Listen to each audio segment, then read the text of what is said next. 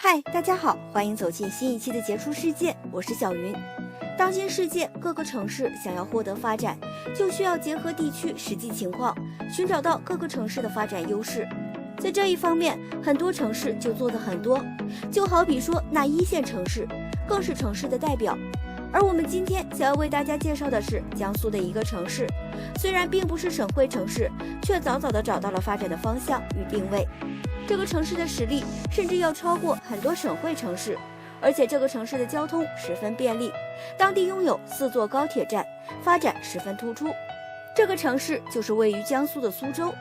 作为江苏的省会城市的南京，发展十分突出。作为省会城市，本就拥有着发展的最佳资源。南京又是一个拥有悠久文化历史的城市，因此近2年也显现出强大的发展生机。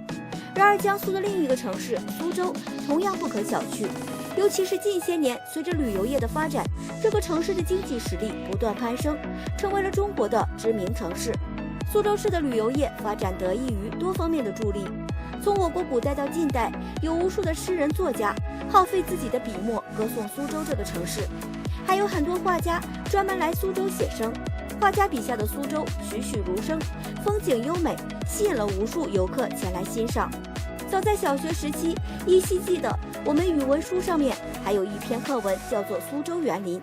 课本上详细为大家介绍的苏州园林的特色，另外还有插图做介绍，十分优美。确实，苏州的园林就是当地的特色之一，众多的园林风景优美，却又各有特色，这也为苏州这个城市增添了很多的诗情画意。游览苏州的园林，我们能够体会我国古人前辈的智慧与审美倾向，还能够感受到中国古代的韵味。因为慕名而来的人日益增多，为了为前来游览的游客们提供便利，也是为了缓解当地的交通压力，苏州市修建了4座高铁站，迎接南来北往的游客。